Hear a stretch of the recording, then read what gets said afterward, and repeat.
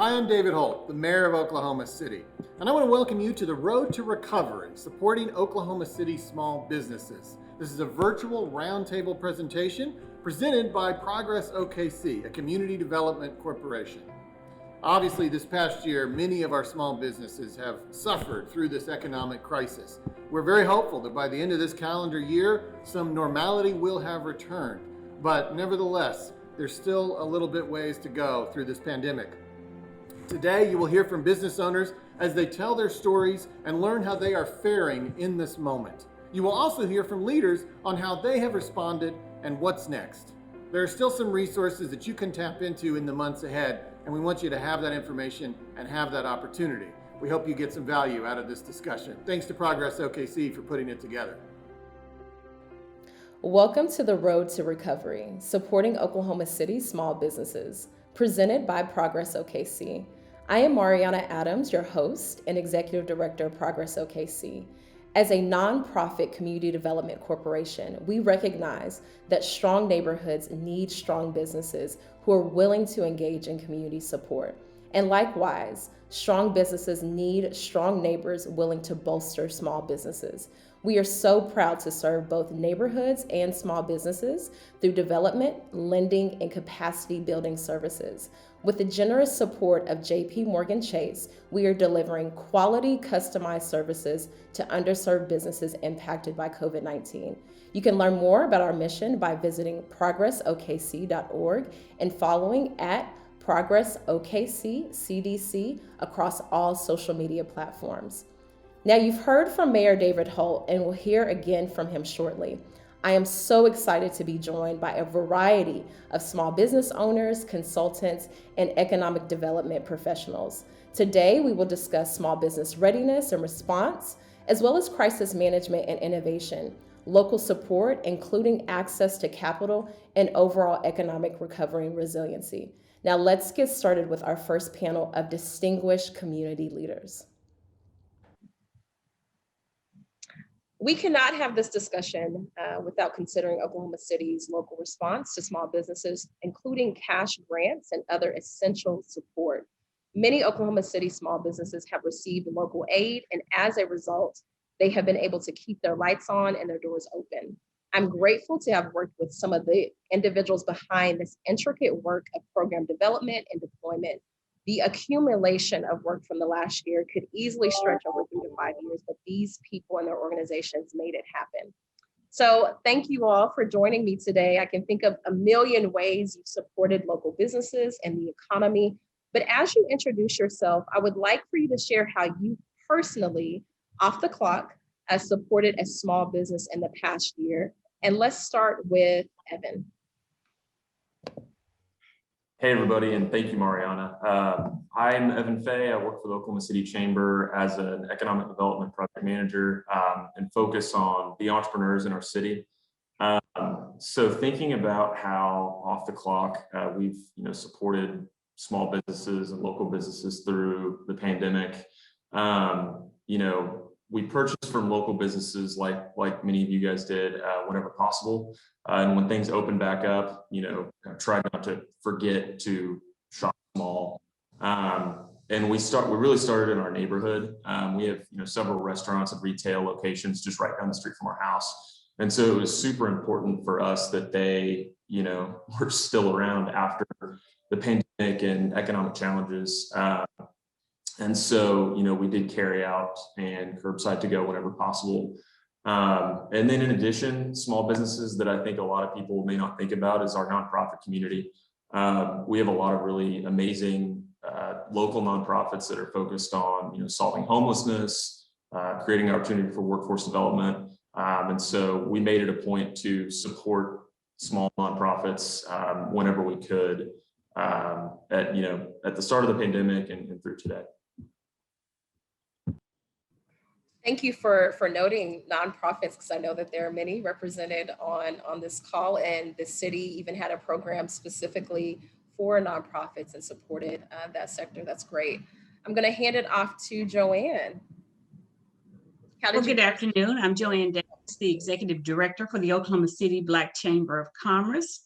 And to answer that question, I'm like Evan. I personally supported small businesses, whether it was Big O's in Edmond, buying my barbecue there, or going to Oklahoma City and buying it from Leo's, my barber, my next door neighbors who happen to be entrepreneurs, photography and graphics design and developers.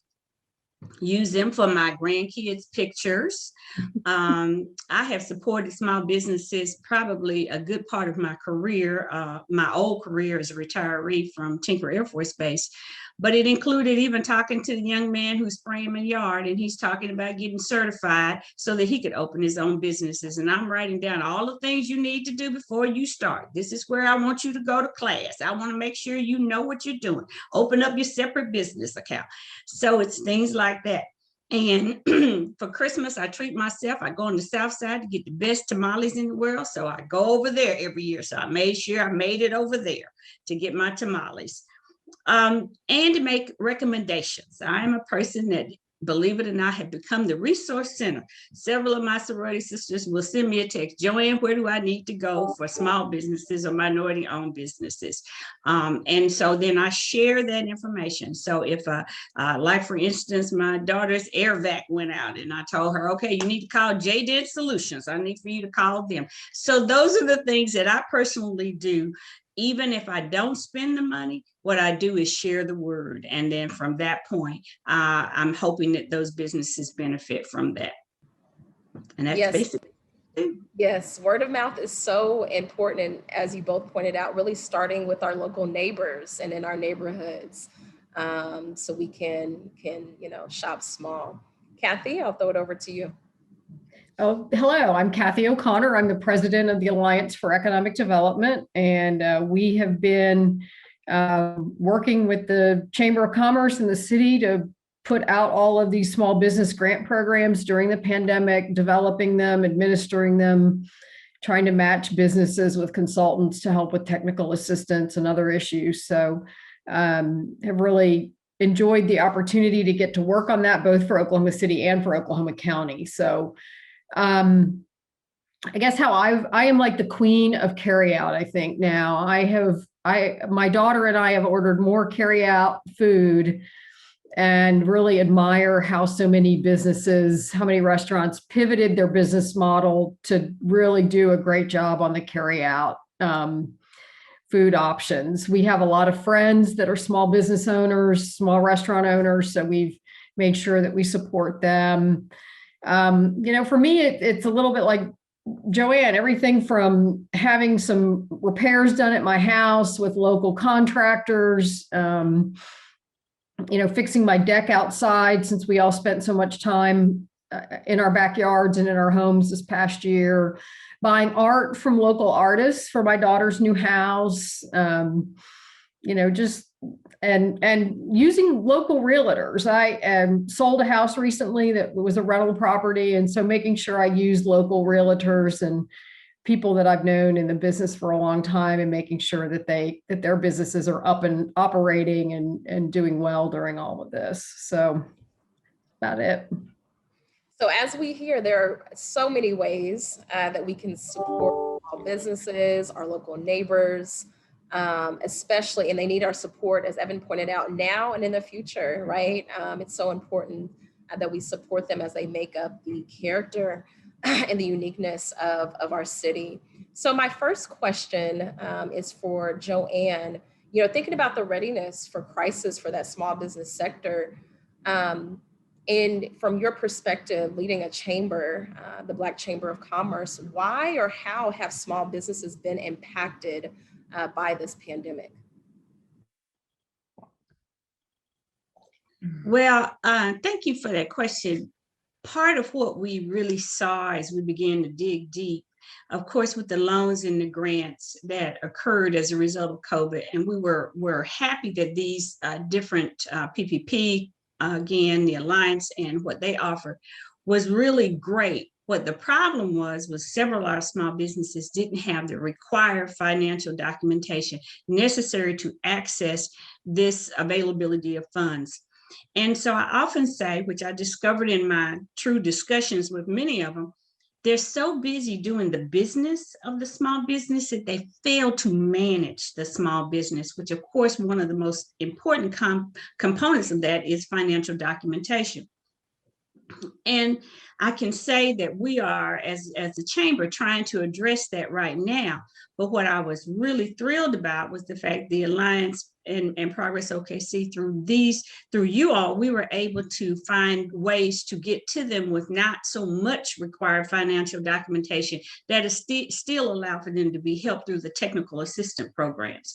And one of those was accounting, because many small businesses didn't see a true value in having that accountant, that bookkeeper, or even having a great knowledge of QuickBooks in order to have that documentation necessary. And they didn't even understand that it wasn't really about issues related to small business, as it was a requirement. When you have federal dollars, you're required to have this documentation. So not understanding the flow of the money and the requirement, and it wasn't one particular bank or this or that, it was just a requirement from the federal government.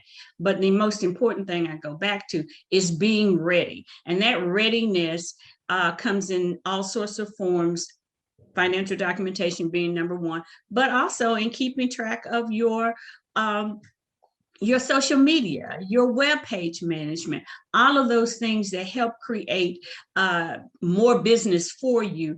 I think a lot of them just weren't ready for that. And I am so grateful again to the Economic Alliance and Progress OKC, because you gave them benefit to at least have some help in that area, even in areas of legal work, how to make sure, even in areas of, are you adequately insured? Those are things that they really didn't think about, because again, they're so busy doing the business they fail to manage effectively. And I'm grateful that we've been able to kind of address that issue. And now it's up to the chambers collectively, the Black Chamber, Hispanic Chamber, and the Greater Chamber, to focus on assisting them in those areas so that that they're prepared, period, end of story, for anything.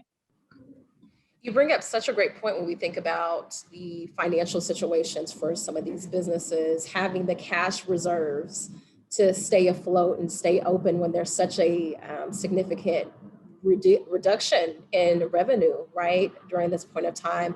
But then also the ability to pivot and to innovate through digital, online presence, et cetera, and so forth. And so there's almost like a silver lining in that, because of the pandemic and some of the resources that came out of the pandemic, they're able to have access to technical support, to local experts, to be able to, help them hopefully not only stay afloat, but also get ahead. So I really appreciate your response. You had mentioned the Alliance for Economic Development of Oklahoma City. So Kathy, can you speak to, you had mentioned this earlier, but how are local entities like yours, as well as local chambers of commerce, really leading through the COVID-19 crisis when it comes to our local economy?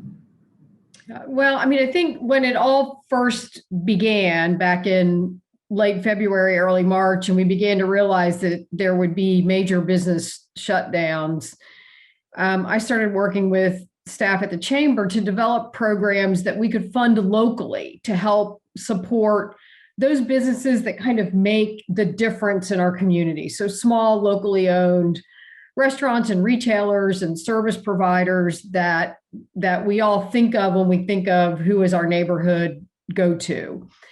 As things went on, the federal government rolled out programs that were much more substantial with much larger levels of funding available. So I do really want to emphasize that the ability for us to provide technical assistance to these companies has been critical.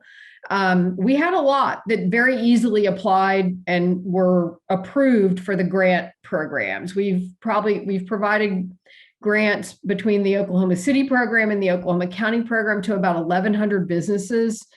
But we've also had probably about 200, maybe close to 300 that received help through the technical assistance piece of this. And a lot of it was developing a better web platform, better internet presence. It was about marketing and being able to sell things online. All of those kinds of things were probably the largest service requests that we received.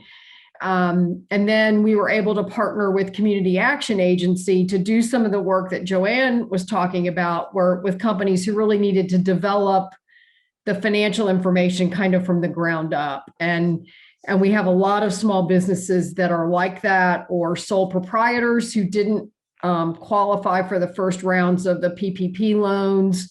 So, how can we help them through the city's programs when they couldn't qualify for some of the other programs that we had available, or that the federal government had available? Yeah, and I think even, from behind the scenes, we've worked with a lot of small businesses. I'm married to a small business owner. When you're, to Joanne's point, she's trying to help a young person get started on the right foot, because it's like, I have this dream and I want it to come to life, but I may not know how to necessarily operate it or manage it. And so through this process, kind of behind the scenes, I've seen, even going through the application process, some individuals just didn't know what the requirements are, right? Like all of the different areas, legal, financial, marketing. And because they didn't either have the knowledge or access, this almost was like an exercise for them to see all of those different pieces and be connected with local providers who even after this could provide ongoing support. So that's really important that you all have pointed that out. Evan, considering all that has happened in this last year in terms of small business support, what is something that's really unique? What stays, what goes, as you represent the Greater Chamber of Commerce? That's a great question, and it'll certainly build on what Joanne and Kathy both have said. To kind of lay the foundation for that, though, I think what has happened in the last year for small businesses is that we, as a city, a region, a state, and a nation, have got to know our small businesses a lot better. And those of us on the call and that have been involved in some of these projects that we've talked about, we all learned a tremendous amount about Oklahoma City small business community.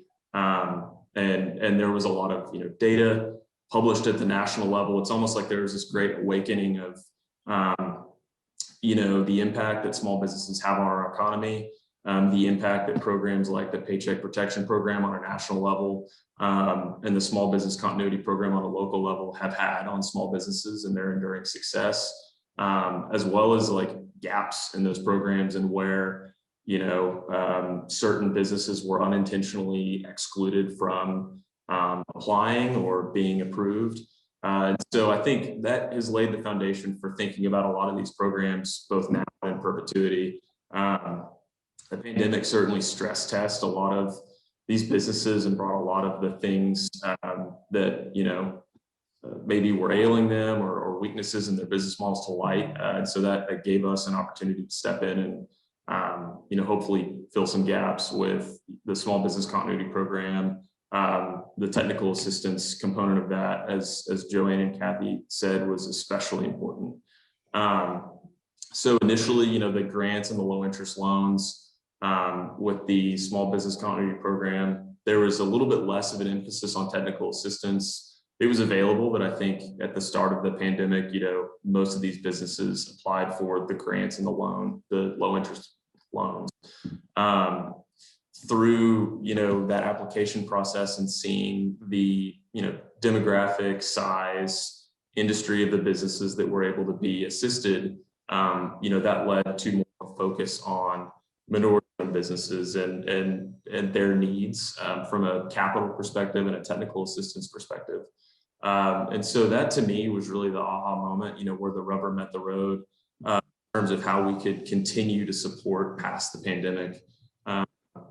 Like Joanne and Kathy said, and Mariana, you said, having office hours to work through the applications and understand that, we can put an application out there on the internet and promote the heck out of it on social media and through partner organizations, but there will still be a lot of small businesses that, like Joanne said, are busy between the hours of 8 to 5 running their business. They don't have time to, fill out this application or ask for help filling out the application. And so that's a piece that will stick with me is getting proximal and getting in the neighborhood of these businesses to be present with them and help guide them through this. And if we can't do it, bringing the right resources to bear. Another really interesting program that started this year, many of you know, and Mariana and her team are administering it, is Kiva. And so we had the good fortune of working with the National League of Cities this summer, and the City of Oklahoma City, the Alliance, and Progress OKC to launch Kiva. And so it provides a platform for micro lending for early stage businesses, small businesses, excuse me. And so Kiva's mantra is to serve as the first rung of the capital ladder. And many of Kiva's borrowers have either been denied for traditional bank loans, lines of credit, or don't have the credit scores necessary, or the banking relationships, which we've learned is a big deal. And so Kiva borrowers can receive up to $15,000 in zero interest, zero fee loans for up to 3 years. And so, that program officially launched in January. Mariana and her team are administering that. And, we're really excited to continue to see the impact of having lower barrier capital accessible to small businesses. So what stays, I guess, to answer kind of the second part of your question, obviously Kiva, in a conscious effort to continue increasing access to capital and small business lending.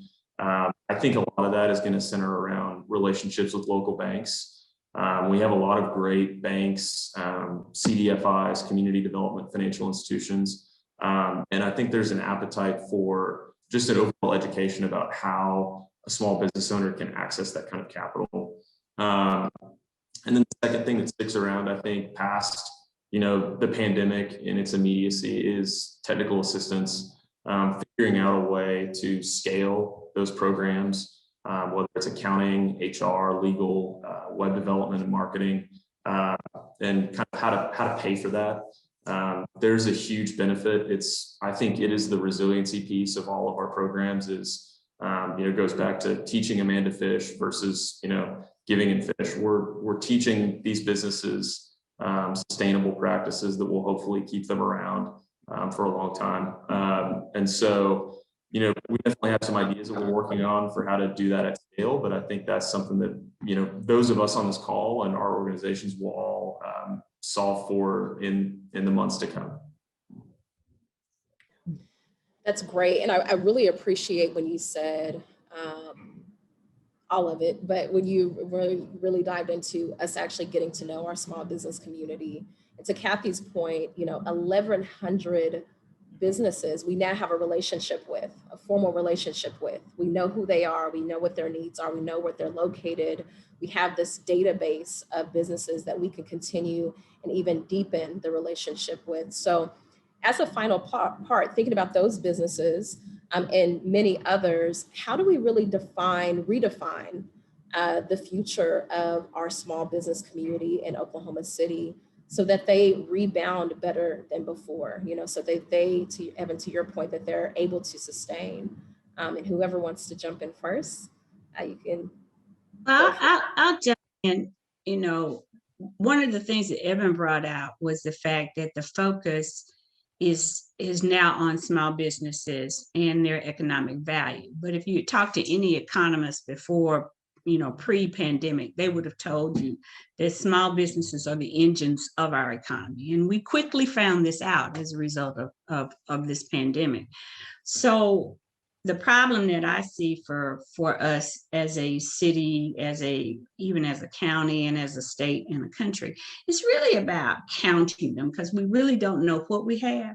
And so as a result of it, we know we lost a lot, and we know there's some impact to that because we've seen it.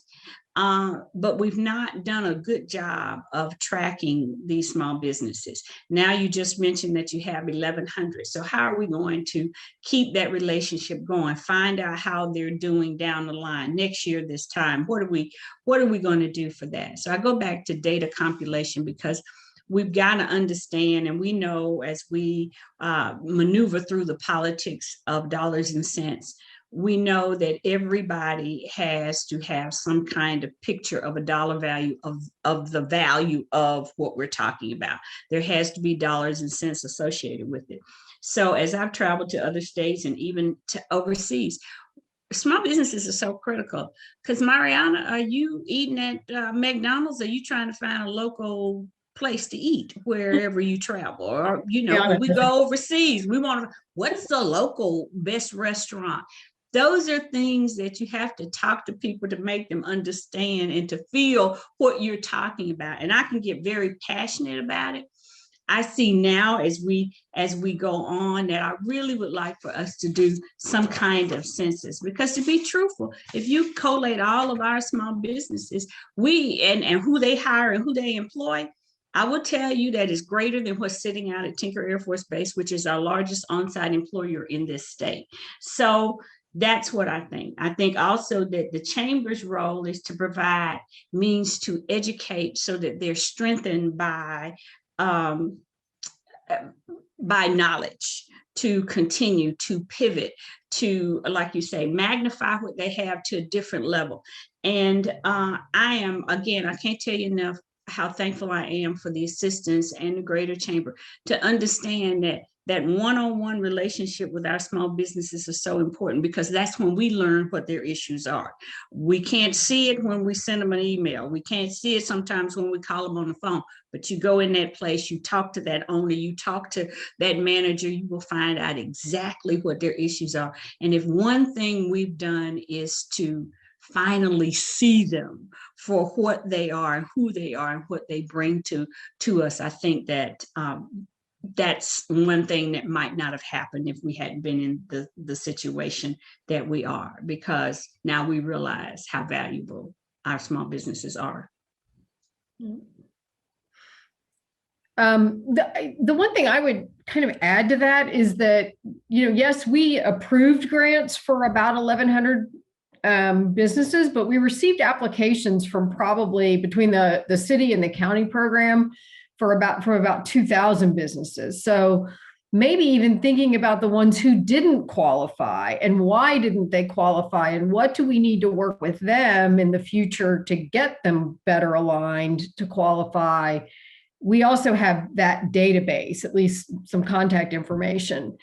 I really think that, we began thinking about this before the pandemic. How can we better support small businesses? And an example of that is the inclusion in MAPS 4 of the HB Foster Minority and Small Business Development Center. So, that having a facility, having a place where people can go. Now, after thinking about this today and over the last few months, we may have to have weekend hours and nighttime hours and kind of an unusual schedule so that people can access services. But having a place that people can go to and get help, I really think is going to be important. And that's funded. It's funded as a part of MAPS 4. The building renovation is funded. The operations for the facility is funded. So I think we've got a really good starting place with that facility. And now if we can pivot some of our local incentive programs to be a little bit more oriented towards small businesses and not just the big, mega companies that are bringing 200 jobs to Oklahoma City. Those are important too, and they have a huge economic impact for us. But, how can we build on Kiva? Are there other access to capital issues that we can address better locally? I've had several banks reach out to me and say, hey, we want to help. How can we build a consortium? So people are already getting really interested in this. And I'm just really excited about what we can do in the future and how we can really help our community become even a better place to live and raise a family and grow a business.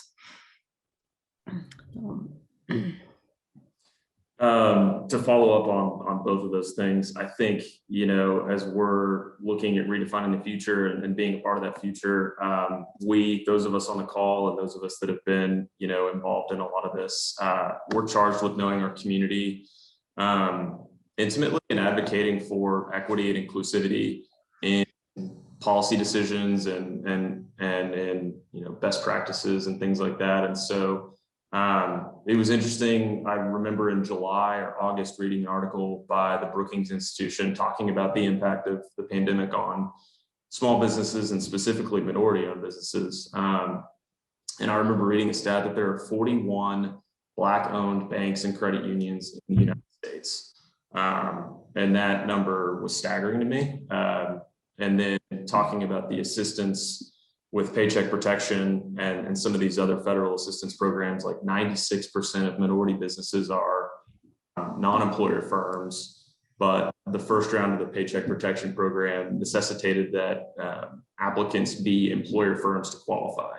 And so right off the top, you had 96% of minority-owned businesses that couldn't qualify for this assistance. And so it's our job, as economic developers and community developers, to be aware of the challenges that face the small business community, the minority-owned and women-owned small business community, and remember that if we're not intentionally including them, we're unintentionally excluding them from a lot of these programs.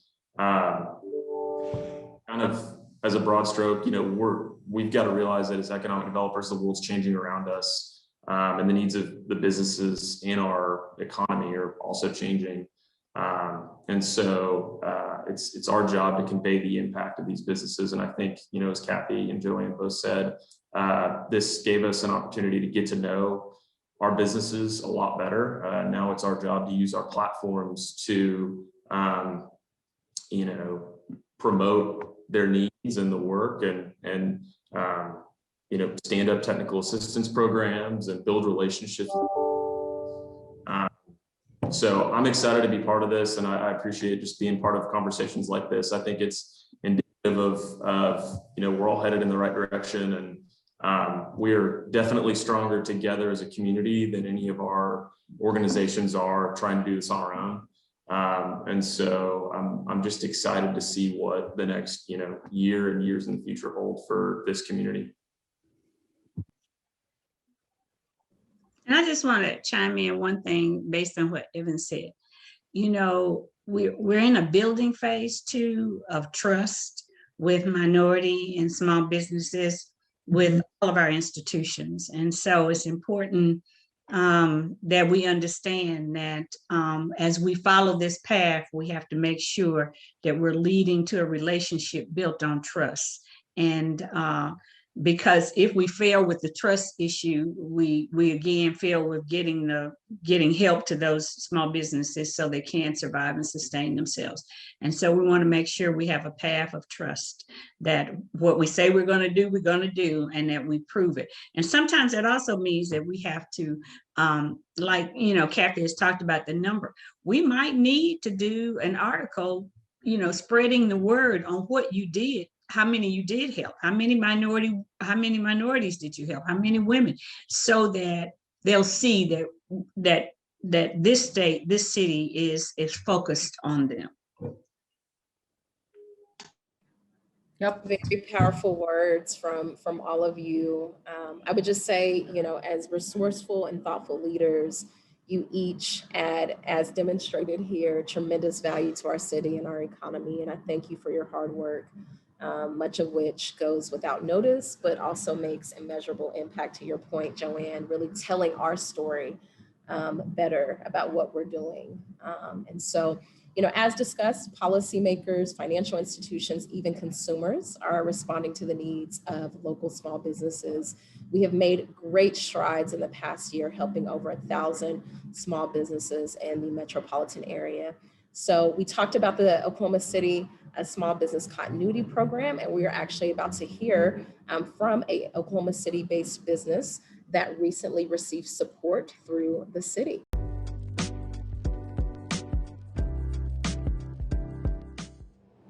I'm joined here by Kenny Harris of Chaley's here in Film Row. We're going to talk a little bit about how COVID-19 has impacted his business, his family's business, how they responded, how local support has been of help. But first, before we dive into that, Kenny, tell us about Chaley's. What do you do here? Chaley's, we've been here about 6 years. Kind of a sandwich place, originally a lunch place. Through COVID, we kind of transitioned more to a dinner and obviously family takeout meals. So that's kind of helped us stay through the pandemic. And so we've kind of started transitioning more to a daily weekend and night spot just through help out with kind of the transition for the times being. Yeah. And I walked in here, I met your mom and your brother. This is a family affair. Owned, yeah. Mom's the face, but she doesn't like doing the interviews. So. Yeah. And what's your favorite menu item? What's the one thing people should get? Meatball grilled cheese is our most popular item. Yeah, by far, hands down. That sounds Yeah, it's fantastic. been on tons of advertisements. We sold it into a lot of we do a lot of show catering. They always order it for that. Yeah. So Should never do an interview about food at lunchtime. I'm starving now that you described that. That sounds great. So our Oklahoma City Metro is home to many, many districts, each with their own identity, including Film Row, where we are sitting right now. If you imagine any local community and consider what makes it unique or brings it charm, you can't imagine it without the small businesses. That's what makes those little districts what they are. So obviously, among the hardest hit businesses in this whole pandemic have been these gathering places, these small businesses and restaurants and retail establishments in our city's districts. How has it specifically, COVID-19, how has it specifically affected your business and maybe even your operations? And you hinted a little bit of that a moment ago. yeah, I think part of it was, especially with the districts, we used to have so many district meetings, like the big group gatherings, the block parties and things like that. So those have gone away. So I think that's kind of just so your voice is getting out there, and people just new customers coming down. That's slowed down a lot. Yeah. The employees working downtown, like I said, that was one thing for us being local. Then Film Rover right downtown. A lot of businesses have employees home, Yeah. and so that was a big cutback for us, was having to adjust that. And then for us also, it's the catering aspect of it is just the gatherings. Yeah. Yeah, and so even the local businesses here would have parties or have openings, or we do a lot of setups. So a lot of that's cut back. Yeah. But like I said, I think they're slowly starting to come back. The districts are starting to work in some small little events and things like that to help kind of bring back awareness to the areas. Yeah. Yeah. So during last year's Stand Tall, Shop Small for OKC campaign, my family and we went out and made a big production of shopping at small businesses, and we've continued to try and support local restaurants throughout this whole pandemic. We've done what little we can as a family. What have you seen from maybe your bankers, maybe organizations in town? What's been a personal experience of yours where somebody has gone above and beyond to try and support your business? Yeah, I think with Bank First, they ordered tons of food for all their employees. That was huge. I mean, literally, that was in the heart of the pandemic when it was carry out only. Yeah. Actually, it was right after that we were actually shut down for 2 weeks, and then so they helped out a ton there. And then just individuals, even some of the business owners or larger business, try to order for they would order for their employees, just try to help out, knowing that as small as we are. Yeah. And then just individuals just coming out and buying food, even if it was just to donate to the homeless or just give out. We got a lot of people just come in and go above and beyond, have a $20 meal or $40 meal, and they leave $80 down, which helps the employee there working that hasn't seen 5 or 6 customers, in a while. So yeah, it's been great for the people working and just individuals just stepping up, helping out. Yeah. So tell me about the emotional aspect of that. How have you and your family and your employees stayed motivated through all of this? Partially, probably a little crazy. We just want to stick it out. It's just one of those things. We put a lot of work into it. Yeah. And just losing it over something that a pandemic or something's not something you want to do. Yeah. How many years have you been open? 6 years. Yeah. 6 years. So. Yeah, it was really actually, and this area's developed so much in the last 2 years that we would like seeing through that to the other side. Something's really important to us. Yeah. So it's important to help keep teams working together by providing means for residents to remain safely employed. As small businesses sought out federal relief, some struggled to secure the help they needed to keep their employees, maintain operations, and remain open.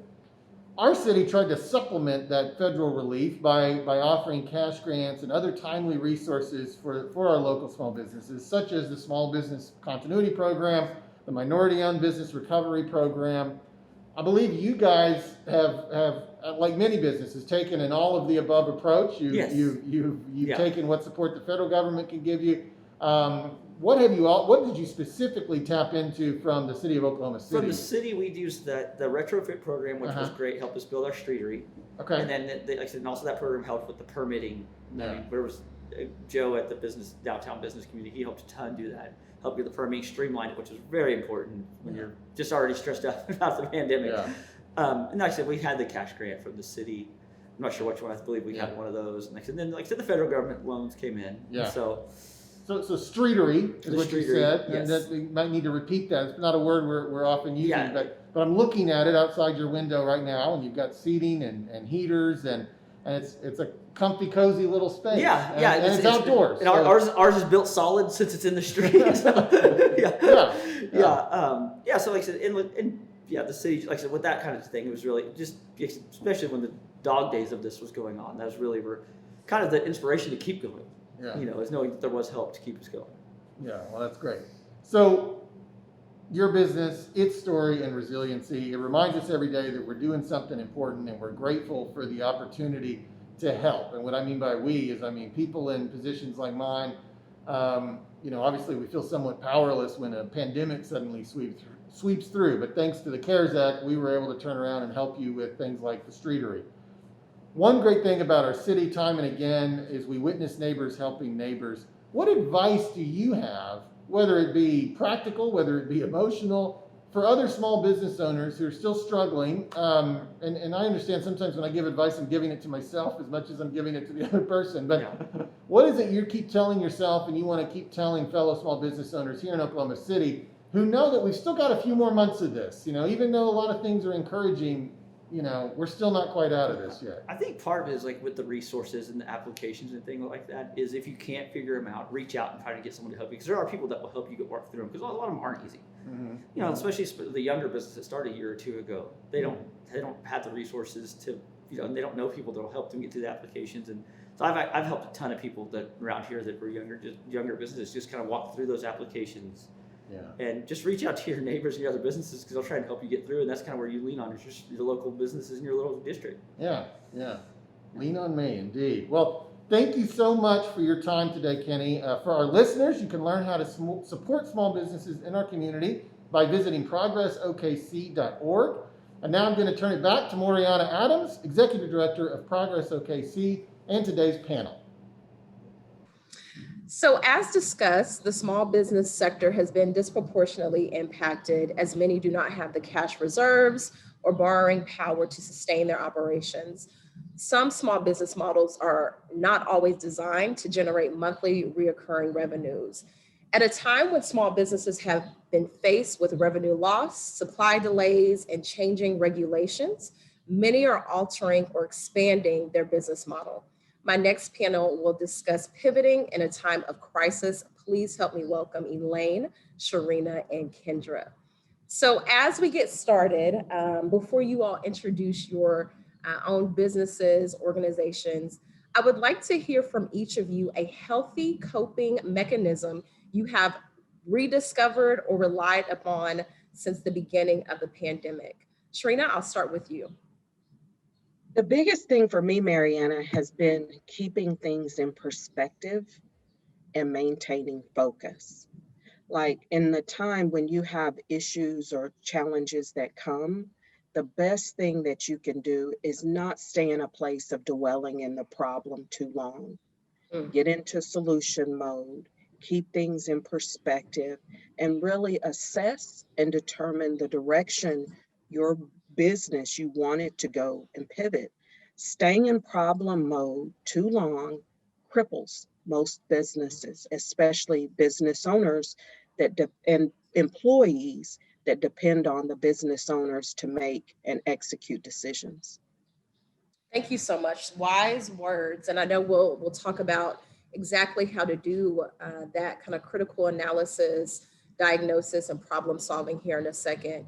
Elaine, as someone that has participated in your pivoting as a small business owner, it was such a great wine tasting night, virtual wine tasting night.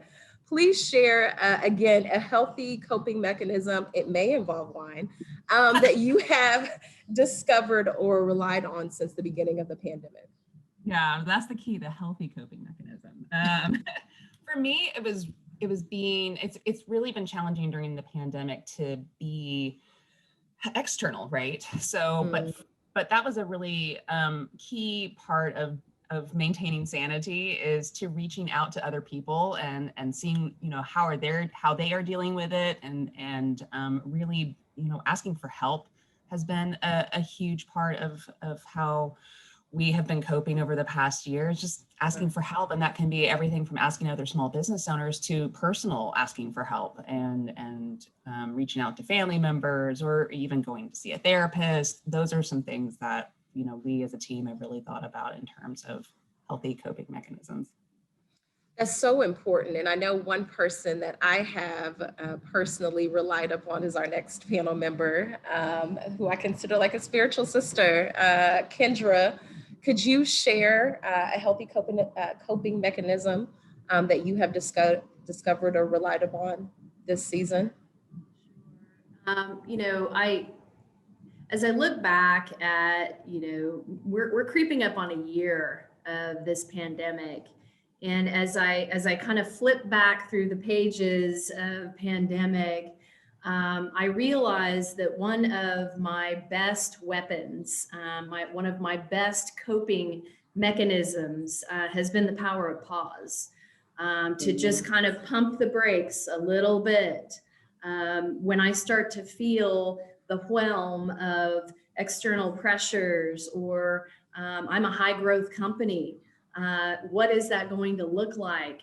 And then the committee that sits between our ears will really start to wind itself out of control. And so I've learned to just pause, to sit back, to not send an email, to not pick up the phone, to reflect on what it is that is going on in this very moment, and work through that process step by step by step. And so I've really developed a discipline of thoughtful, intentional movement, and thoughtful, intentional action. And it has been a savior of my sanity, which means, of course, the sanity savior of my staff as well. It's allowed me to continue peaceful, loving, compassionate workforce and workways, which is what, you know, those are definitely some of our values. So the power of pause, but I also find a whole lot of healing in my community. And so just jumping into that community, as Elaine said, just tapping in, what is everyone doing? Or if it's not even work related, just jumping into my community and getting that healing, because we are better together. So I can't stay in here. I got to go to my community. So I get out of here, because sometimes that's dangerous, right? We get trapped up in there, especially sitting at the top, you know, especially running our business. It can be isolating at times, and we can't look to our staff to say, I don't have the answers, or I'm scared. You know, that sometimes sends oh no. So they look to us to lead. And so jumping into community has been very healing and helpful. Absolutely. Absolutely. Well, wise words from each of you. I appreciate your time and the contributions that you all have made in our community. And I'm so excited by this discussion. Elaine, I want to start with you. So building on what Kendra said, the power of pause, you know, how are you and your business partners strategically managing and sustaining and maybe perhaps pausing amid this crisis, you know, considering all things financial, personnel, workforce, communication, customers, et cetera? Yeah, so you know, I've been in startups for the past 10 years or so. So it feels like I'm always in crisis mode. So that's there's always something that's occurring that needs attention immediately. Lots of fires to put out. So this wasn't necessarily anything new. But when I think about crisis, how a company deals with crisis, I think of three things. One is team and the importance of team. 2 is transparency, and then 3 is really thinking about brand and value, the things that you value. So in my team, first and foremost, we're the perfect Venn diagram. We have diverse backgrounds, and so we could all cover different aspects of dealing with a crisis. So we have someone that can do the financial aspect, the outward communication. I mean, we just had the perfect Venn diagram of team, and really relied on each other. But the second piece, one of the most important, is transparency. And by transparency, I mean internally and externally. So from an external perspective, we were always very good about, especially when we deal with a pandemic, you know, we were very transparent to the public of, hey, when we had an employee test positive for COVID, it was immediate, you know, hey, this happened, here's how we're going to deal with it. Here's, you know, the day that they worked, and we're very transparent from the get-go to the public. And so that helped us deal with a crisis, know that we were always going to be transparent about what we were doing and how we were going to deal with it. But then transparent internally, which can always be challenging, as Kendra mentioned, as a leader, you sort of have to project that you know all the things, and then figuring out the times when you have to be really transparent and that maybe you don't know all the things. And that we were from the get-go really transparent with our team of, you know, here's our situation. I mean, we showed our financials to everyone on our staff of like, here's what we're dealing with. And at this milestone, we might have to lay people off. And at this milestone, we might be able to bring people back on, so that they knew what to expect. There's so much relief that comes with information too. And that's, they knew from the get-go, they knew everything that we did. And the other thing of transparency, it helped build trust with our staff. And so by building trust with our staff, even when we did have to lay people off, they had such loyalty to us that they wanted to work for free, which we know we don't want you to work for free, but we started doing equity. So if you want to work a shift at the bar, here's some equity in our company. And so by keeping it transparent, it really helped on a number of different things. And then the other important aspect of dealing with crisis I think of is brand and knowing what your values are, because it helps you make decisions very, very quickly. You mentioned the power of pause, Kendra, where you have to really stop and think. When you know exactly your brand and what you value, you get out of the dangerous issues of analysis paralysis, right? Where you can't make a decision. If you know what your brand is, whether it's community or safety or whatever that may be, you can respond very quickly to challenges because you just go, oh, well, I know I'm going to respond because this is what we value. Whether it's social media and something really simple, should I post this? Does it fit with our brand and what we value? Yes, then post it. Or dealing with really, important problems, you can always look back to brand and going, okay, this is what we stand for. And it helps you sleep at night too, operating a business as ethically as you can. So that was a vomit of information, but. No, it was so good. So good. Thank you so much. And for really breaking those elements down too. I think, we keep hearing this term new normal, whether it's as a society or just for businesses. And so Sharina and Kendra, could you describe what this new normal is for businesses at this moment and even moving forward? Sharina, we'll start with you. When I looked at that, the new normal change, that the new normal is not always what's normal. If anything, as we continue to see things, are we prepared for change and shifts? And how well do we pay attention to what may be happening in our business? And sometimes as business owners, we can get into the routine of just what we do every day. Every day we're in that same routine. And then when change happens or a pandemic happens, what do?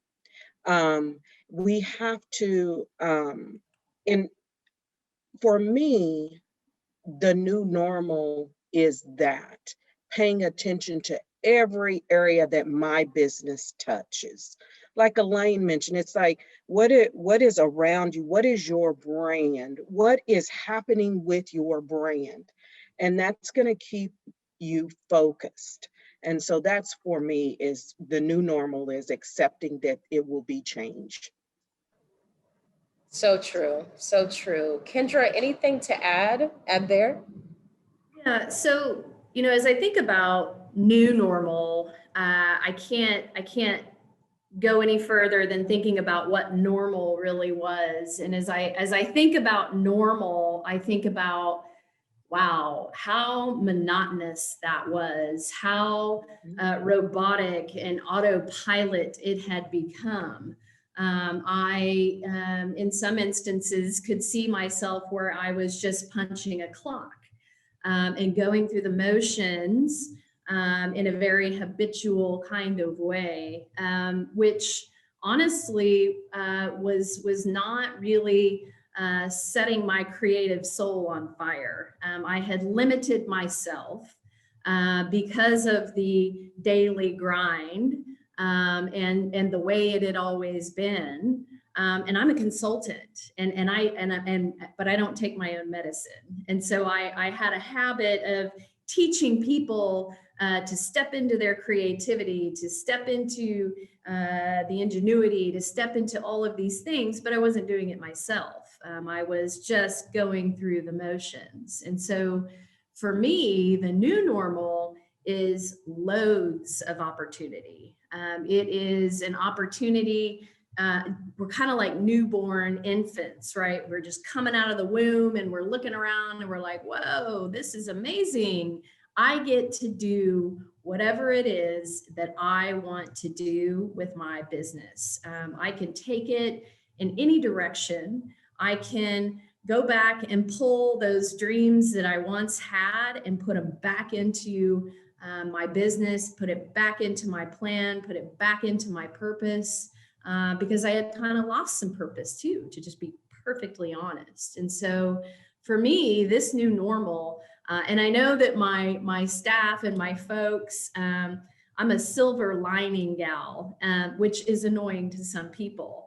But in the midst of, we're 11 months into this pandemic, looking at 12 here in about 5 minutes, I am, look at the silver lining. Look at the silver lining. Look what we're doing. We never, ever would have taken this business in this direction on this really bumpy, untraveled path had it not been for the pandemic, number one.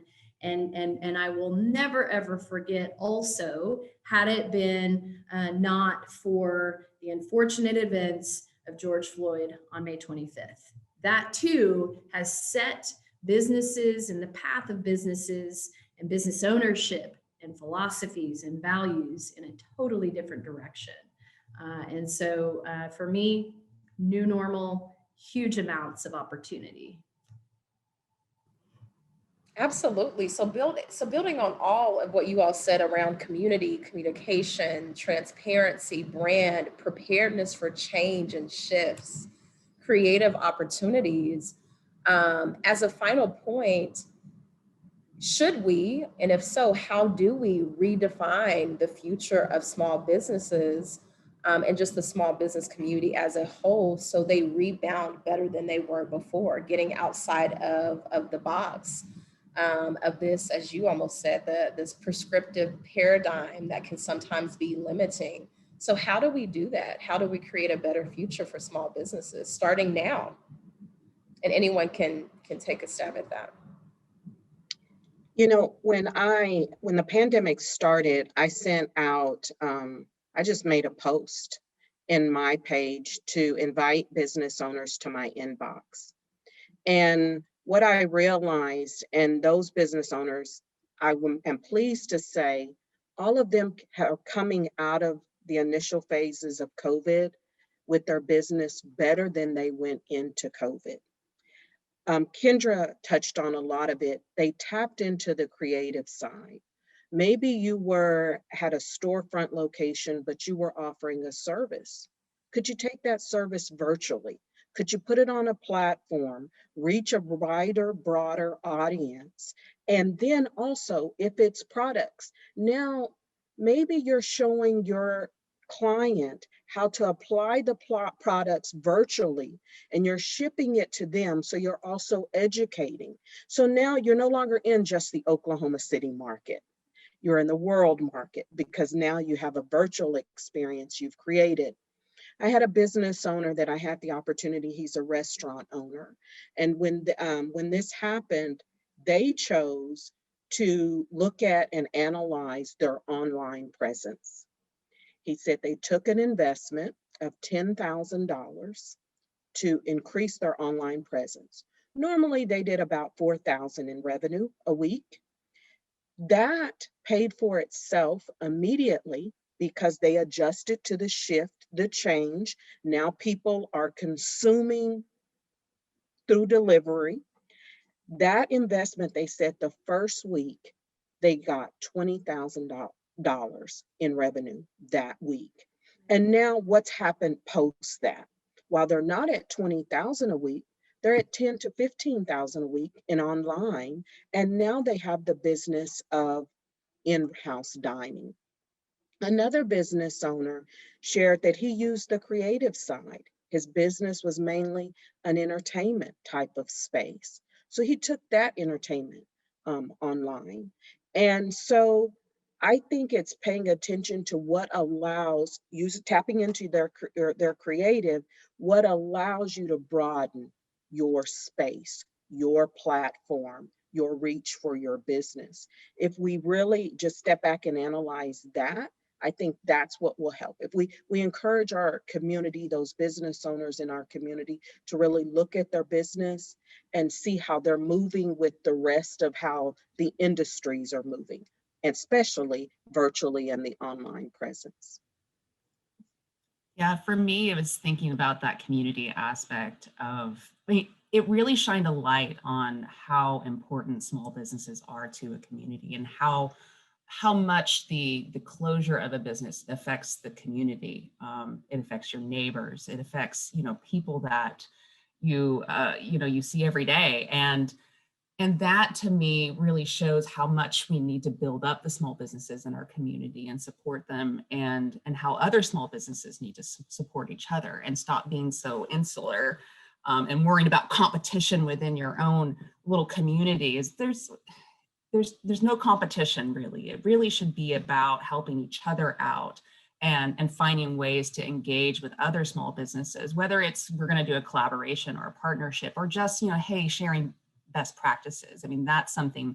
Here's what we do for our COVID policy, and everything that we have, our protocols, our standard operating procedures. Here, have it. You don't need to recreate the wheel. I've done it for you, and then reciprocation too, so that they'll help you when you have a problem that you haven't faced before. So to me, it's recognizing that small businesses are a huge part of our community and that we all need to support each other. So. I exactly what you have said, Elaine. It's community. The buzzwords are diversity, equity, inclusion. The buzzwords are community, and so I'm pretty hell bent on challenging my clients, challenging my community, challenging my own business with really understanding and living what those words really mean. Inclusion does not just mean, the Webster's dictionary version of inclusion. For me, I want to take it a step further, and that means inclusion of my community. Inclusion, whether or not they are a client or whether or not it's a prospective client, they're my community. I've got ecosystems in my mind as well. The power of those, the power of being able to keep our dollars here in our local communities, within our local business owners, and sharing in that wealth.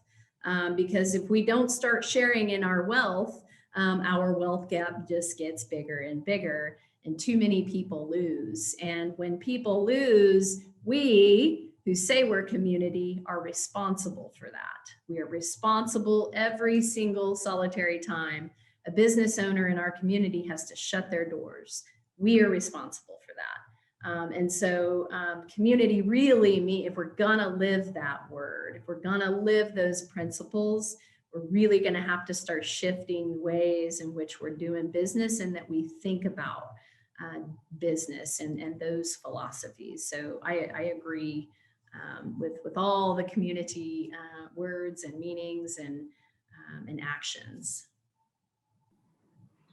Well, I would say as very busy business people, I appreciate the time that you have spent with us today. It is so important that we glean outside of the box success stories.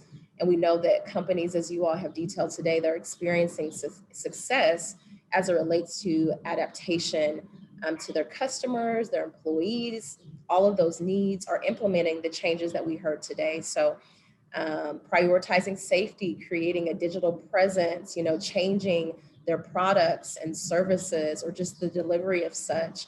And we know that adaptation, it can sound a bit scary or too big, but many businesses are not doing it alone, especially in Oklahoma City when you have a community that operates the way that we do. And we've seen that today with the small community that's reflected on today's webinar. So I thank each of you for your time. You can follow them and learn more about each of their businesses and organizations on our website. Thank you so much.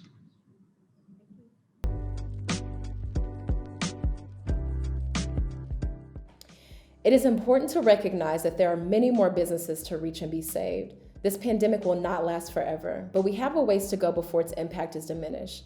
We will continue to connect small businesses with reliable, trusted resources that provide both solution and ease.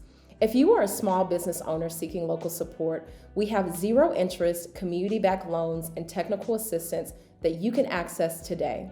You can email info@progressokc.org to schedule an intake. If you want to help a local business in your neighborhood, please visit our website, progressokc.org. Thank you so much again for joining us.